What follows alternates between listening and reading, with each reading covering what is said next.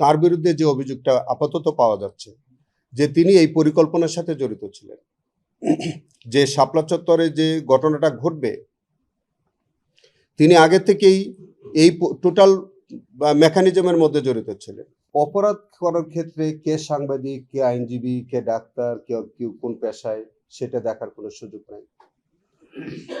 আমরা অপরাধের বিচার করি, আমরা কোনো অপরাধী কে কোন পেশার সেটা দেখার কোনো সুযোগ আমাদের নাই।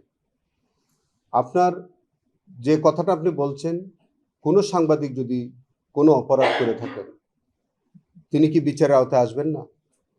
আমি আইনজীবী হিসেবে যদি কোনো অপরাধ করে থাকি আমি বিচারের আওতায় আসবো না? আজকে যে কোনো পেশার যে কোনো মানুষ তিনি যদি কোনো সুনির্দিষ্ট অফেন্স করেন তিনি কি আসবেন না? আপনি যাকে ইঙ্গিত করে কথাটা বলছেন তিনি হেফাজতের এই ঘটনার সারা রাত তিনি ওখানে ছিলেন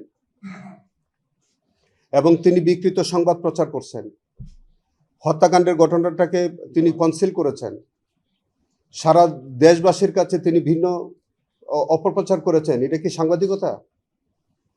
আপনার যেসব সাংবাদিকদের বিরুদ্ধে অভিযোগ তারা তৎকালীন সময়ে ফ্যাসিজম করার জন্য, একটা সরকারকে ফ্যাসিস্ট করার জন্য অনেক সাংবাদিকদের তখন ভূমিকা ছিল না, যার কারণে আজ এই রাষ্ট্রটা একটা ফ্যাসিস্ট রাষ্ট্র হিসেবে অভিভূত হলো, একটা ফ্যাসিস্ট সরকার হিসেবে আবির্ভূত হলো। সেইটার মধ্যে যদি কোনো সাংবাদিক জড়িত থাকে তারা কি বিচারের আওতায় আসবে না? আজকেও যদি কোনো ব্যক্তি কোনো রাজনৈতিক ব্যক্তিত্বকে যদি তাকে অপরাধী বানায় তাহলে তিনি কি সহযোগী হিসাবে আসবেন না? আমরা কোনো নির্দোষ মানুষকে বিচারের আওতায় আনতে চাই না, আনবো না। আবার কোনো অপরাধী যাতে ছাড় পেয়ে না যায়।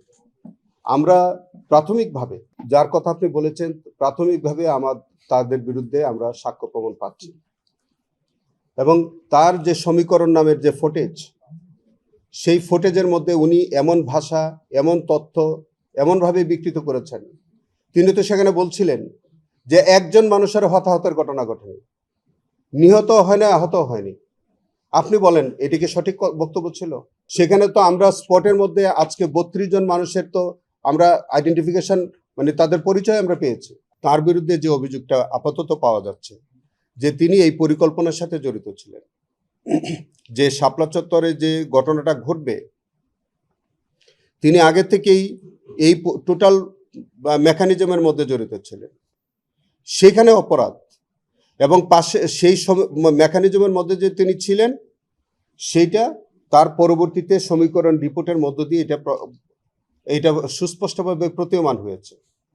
সেইটা আমরা বলছি যে আমরা যদি সেখানে যদি কোনো অ্যাবেটমেন্টের মধ্যে যদি তাকে না পাওয়া যায়, কোনো কনস্পিরেসির মধ্যে যদি না পাওয়া যায়, তিনি বেনিফিট পাবেন। যদি তার বিরুদ্ধে কোনো মেকানিজমের অভিযোগ থাকে যে উনি ওই সারা রাত ছিলেন, ইসলামিক টিভি, দিগন্ত টিভি বন্ধ করা হয়েছে কিন্তু তার লাইভ অনুষ্ঠান চলছে এবং তিনি হত্যাকাণ্ড গোপন করছেন, তার স্বার্থ কি?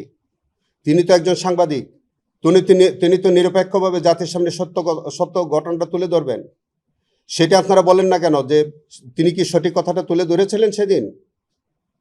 যদি না ধরেন তাহলে তার উদ্দেশ্যটা কি ছিল, কেন তিনি এটা করতে গেলেন?